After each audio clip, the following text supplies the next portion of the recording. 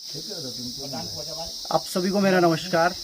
आप देख रहे हैं वॉइस ऑफ यूके 24। मैं नितिन जमलोकी। आज हम पहुंचे हैं विकासखंड अगस्तमुनि के सीमांत क्षेत्र कमसाल में। हम सीमांत क्षेत्रों की बात करें तो यहाँ पर आपको इस तरीके के परिवार भी मिलते हैं कि जो अपना जीवन यापन करने में बड़ी कठिनाइयों से गुजरते हैं। जहाँ सरकारें लाख बड़े दावे करती है लेकिन वो दावे धरातल पे ढाक के तीन पात हो जाते हैं। कि जो हमारे प्रतिनिधि होते हैं उन प्रतिनिधियों की सिर्फ जो एक जुबानी जो चुनावों से पहले जो घोषणाएं होती हैं वो चुनाव समाप्त हो जाने के बाद वो घोषणा ही रह जाती हैं। आज हम बात कर रहे हैं कमसाल गांव में स्थित एक महिला की जो अपना जीवन व्यापन एक गरीबी निर्धनता में गुजर बसर कर रही थी और 2 वक्त की रोटी तो दूर की बात है, उनके पास अपनी एक छत नहीं थी।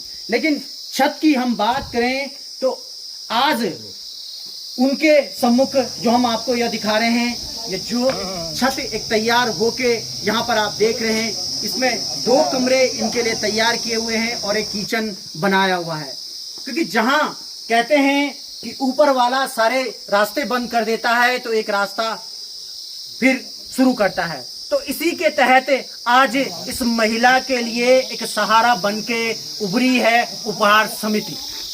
केदार घाटी की उपहार समिति आज अपने जनपद रुद्रप्रयाग से बाहर भी कई सारे सामाजिक कार्य कर रही है। और उपहार समिति की हम बात करें तो उपहार समिति कोई सरकारी अनुदान से नहीं चलती है। यह उपहार समिति सिर्फ जो आज समाज में जो जुड़े हुए लोग जो निर्धनों की सहायता करते हैं उनके द्वारा दिए हुए संसाधनों पर उपहार समिति के द्वारा यह मकान बनाया हुआ है। अभी हमारे साथ यह महिलाएं मौजूद हैं तो हम इनसे जानेंगे कि किस तरीके से यह आवास इनके सम्मुख बना और इससे पहले यह किस तरीके से अपना जीवन व्यापन गुजर बसर कर रही थी। आपका नाम क्या है? पूनम देवी। अच्छा, तो यू मकान बनने से पहले क्या करो चाह रहे हूँ? अच्छा, ये कि टूटू मकान छो। अच्छा, ये टूटू मकान छो, छत वगैरह कुछ नहीं छे। अच्छा, तो यू मतलब ये से पहला आप ससुर जी वगैरह सब यही पचा? अच्छा, माथिमुर। अच्छा, आप लोग यही मकान पर अच्छा, और आप बच्चे की चाहते यो लड़का यो लड़की।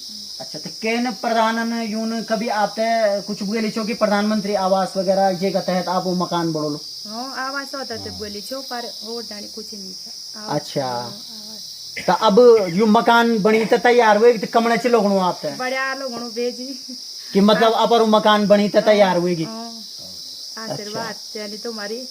अच्छा, अरे अब सबसे बड़ी बात जून यू मकान आपता बने त दीनी तो तू से कख हुए आप मुलाकात की कख आप तसी भगवान का रूप में मिलिन वे कखे नीचे पर माता के नंबर दीनी थी रेखा देवी। हाँ, रेखा दीदी नंबर दीनी तब मैं फोन करी भाई था तब देता हुए तब। अच्छा, तो अभी बच्चा स्कूल पढ़ रहा? बच्चा स्कूल पढ़ रहा, लड़का 5 में थी, नानी 3 में थी। बच्चा आप पर मकान देखी तो कमरा चलो आज अच्छू लगनो।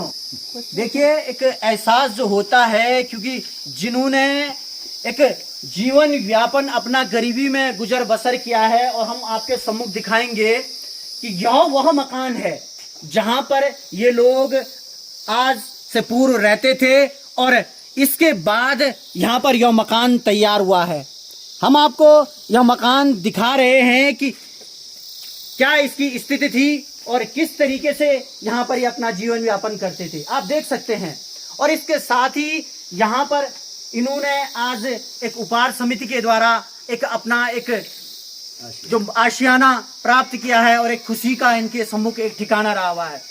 और हम आपको बताएंगे कि किस तरीके से इन्हें सरकारी अनुदान मिला और किस तरीके से उपहार समिति ने इन्हें सहायता की थी।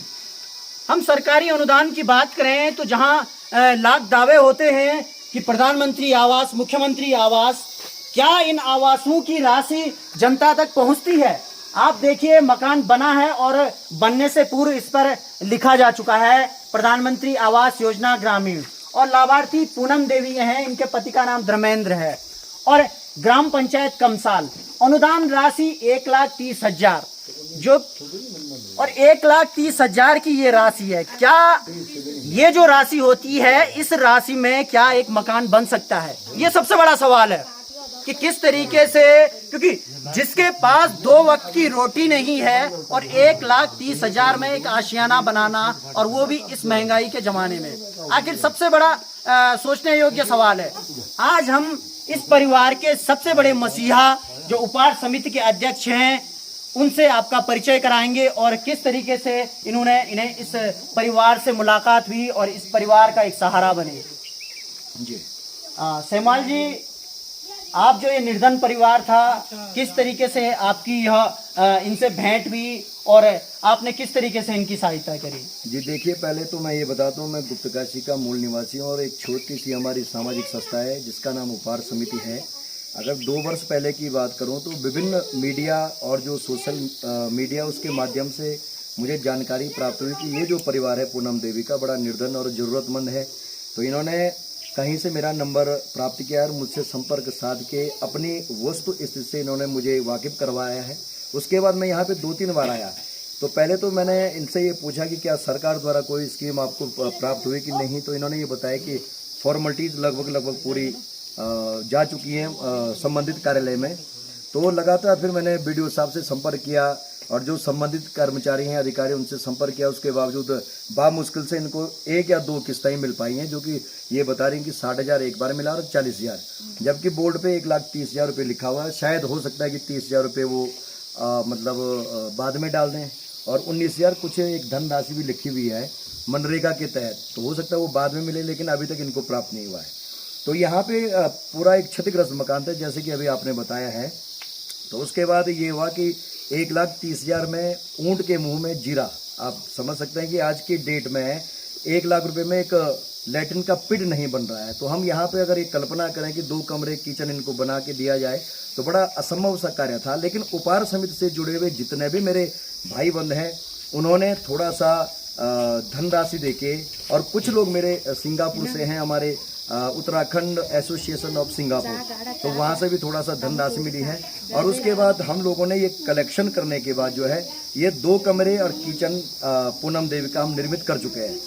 दूसरा मैं ये बताना चाहूँगा कि उपहार समिति गत 5 वर्ष पूर्व हम लोगों ने गुप्तकाशी में एक शुरुआत इसकी की थी कि इसमें कोई सरकारी इमदाद अभी तक उपहार समिति को नहीं मिल पाई है, और हमने कोशिश भी नहीं की है।